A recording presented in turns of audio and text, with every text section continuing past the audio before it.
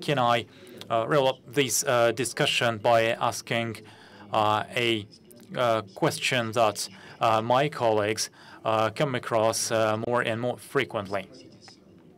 This is my personal view. You will perhaps disagree, but I believe what we are saying is a significant degradation of educational level. Just recently, when we were talking about Russia, we were claiming it to be overeducated and underemployed.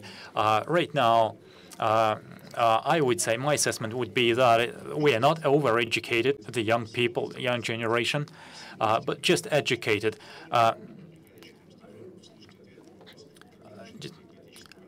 When I ask the people who come to be employed to the TV, for example, I would often ask a question about the Second World War. When did it start, and who did we fight against? And 70% of people cannot respond to that issue, cannot answer correctly, believe it or not.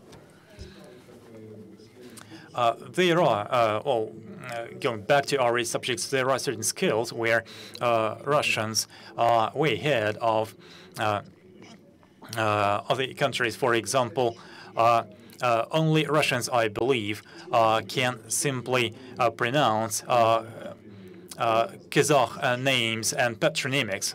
This is not a joke, by the way, it's true. Can we start with Mr. Ivanov and then give the floor to everyone? Well, yes, I think the problem is there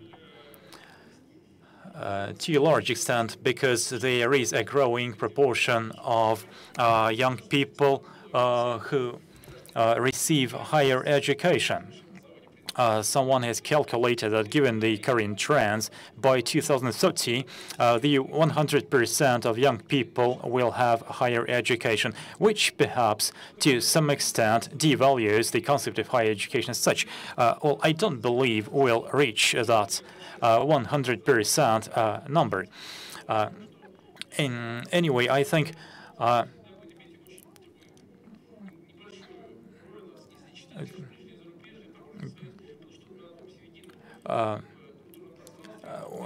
well, of course, the countries that make part of the customs union are somewhat closer to us, and there are less barriers. But I think the relationships with far abroad will also be developing.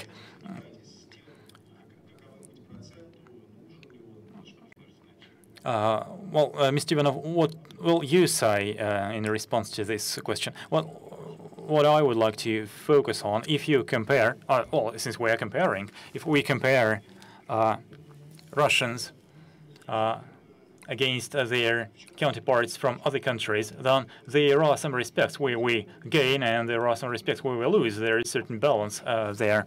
If we talk about our neighbors from the neighboring countries, especially Asian countries, then the situation is quite deplorable, really.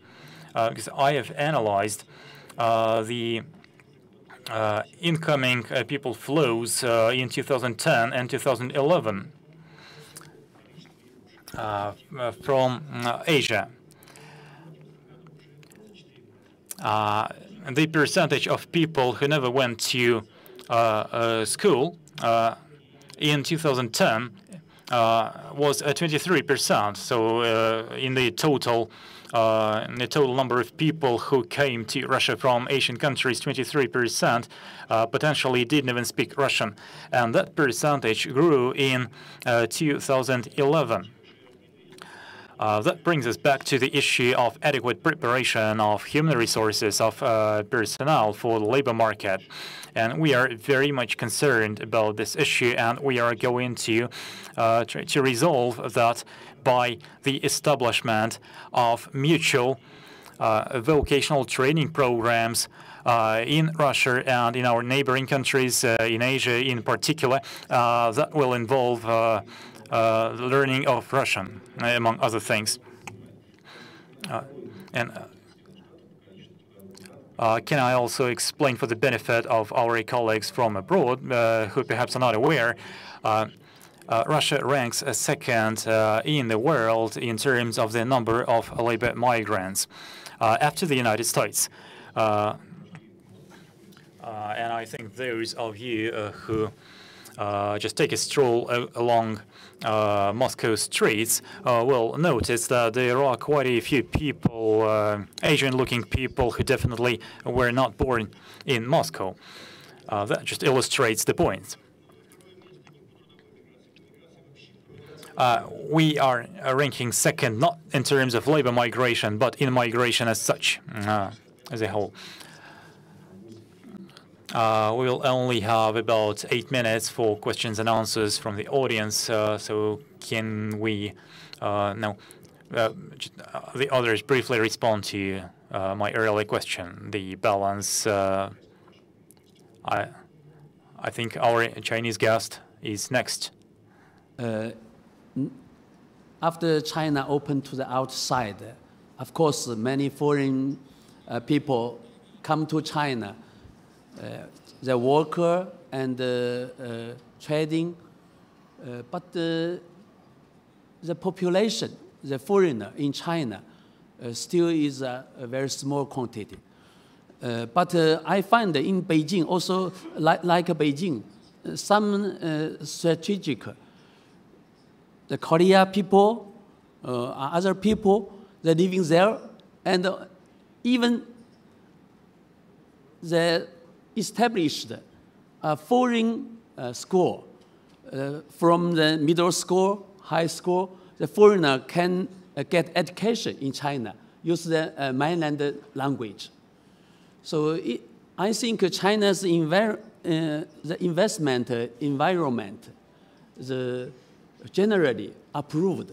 So many foreigners can living and work in China. Flying through China, and at first I was pleased to see that so many people speak English. Then I text one of my colleagues and said there are so few people who speak English here, and he said, well, it's no problem, it's just not everyone speaks Chinese yet. Well, going back to the Russian context, it's the actual content of foreign people in the workforce is not that important. What's important is the number of people who have a global education and the percentage of people who have undergone further education programs after their basic education, even if it's a higher education. And the third thing to look at, I think what we need to achieve is to improve the prestigiousness, to improve the prestige of the technical education. So we need not measure people by their nationality, but rather by the level of education and background they have. Well, I have quite a short comment. First of all, I'm very optimistic about the quality of education, which is helped to a large extent by the development of information technology. And it has a downside, of course, because many people tend to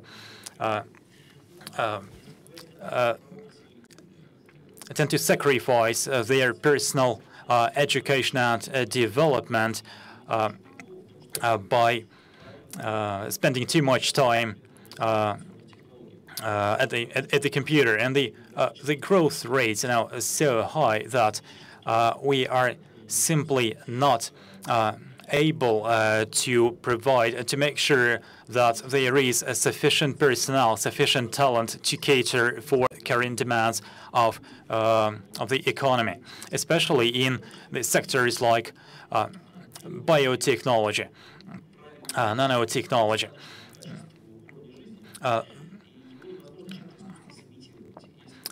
The people who can potentially come to this country to work are very sensitive to the quality of life, and this is something that cannot be replaced with anything else. And since our economy today is truly a global economy, these people are very hard to retain. If the quality of life is not right, they simply jump into the airplane and go elsewhere, because the world is open, and the only thing that can retain such people, such talent, is the living standard, the quality of life, and which means that Russia has to confront all those problems, all those issues that our Chinese colleague has been talking about in his presentation. In terms of education, just recently we have just approved a new education program in the Russian Federation just last week at the government session, and this is also a very important step because it demonstrates that this is another sector where structural reforms are taking place and hopefully helping to improve the situation. Mr. Ivanov, well, I think your sphere is very well established in terms of legal systems. Well, I don't know. I think the percentage of foreigners has to be determined by businessmen themselves, as many as they require. I think that's the right number. If they find that they do not want any foreign personnel at all, it means that there is no need for that. Upon the whole, it also depends on things like infrastructure, and working in Russia, I think, can open new prospects for our foreign colleagues. I had a question here from Mr. Pavel Popov.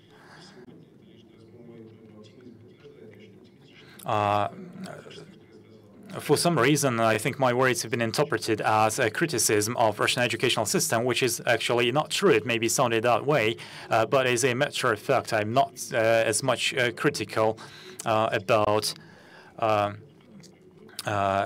Russian workforce. What I had in mind is rather the general knowledge rather than some specific business skills or technological skills and competences. This is another trend, by the way.